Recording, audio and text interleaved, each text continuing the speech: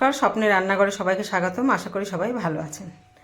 আজকে রান্না করব কই মাছের ঝাল। তার জন্য কাঁচা লঙ্কা, আদা আর এখানে জিরে ধনে বেটে নিয়েছি, আর এর সঙ্গে আদা আর কাঁচা লঙ্কা বেটে নেব। আর এখানে কই মাছ কেটে ধুয়ে রেখেছি। কাঁচা লঙ্কার উপরে একটু লবণ দিয়ে দেব, তাহলে তাড়াতাড়ি করে বাটা হয়। কড়াইতে তেল গরম হয়ে গেছে, এবার এক এক করে মাছগুলো দিয়ে দেবো।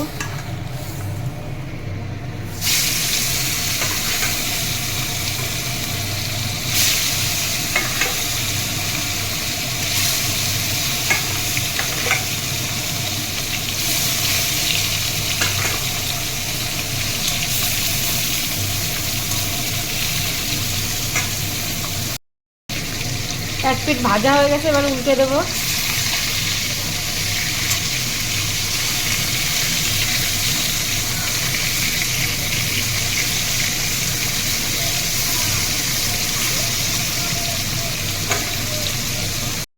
মাছ ভাজা হয়ে গেছে, এবার একটা একটা করে নামিয়ে নেব।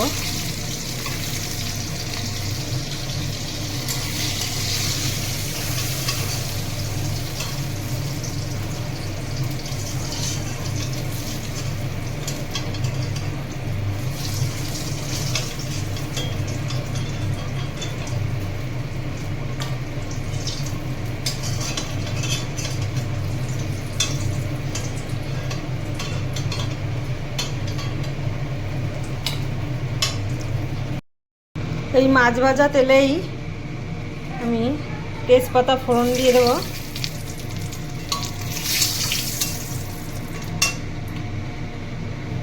আর দেব গোটা জিরে।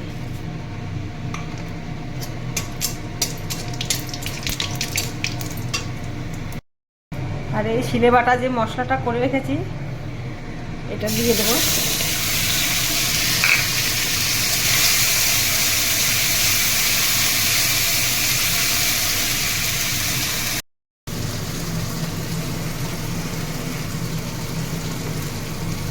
আর দেবো 1 চামচ হলুদ। আর লবণ তো লঙ্কা বাটার সময় দিয়ে দিয়েছিলাম, পরে টেস্ট করে দেখবো লবণ ঠিক আছে কিনা, তারপরে দেবো।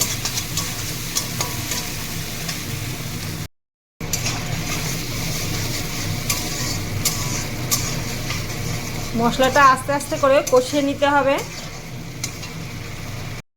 মশলা কষানো হয়ে গেছে আমার।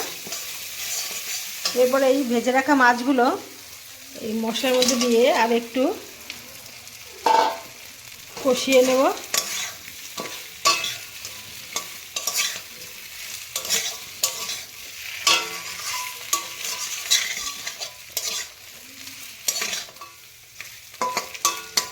এবার জল দিয়ে দেব, এই যে মশলা ধোয়া জলটা।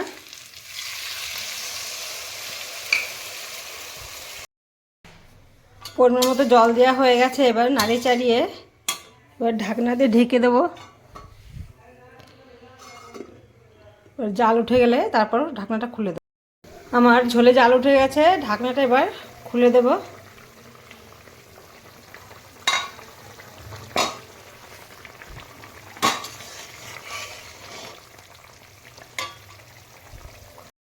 আমার কই মাছের ঝাল প্রায় হয়ে গেছে।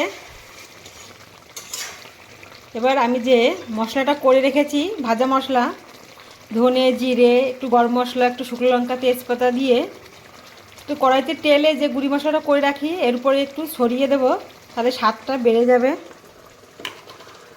এই যে মশলাটা করে রেখেছি এটা একটু আমি এর উপরে এবার ছড়িয়ে দেবো।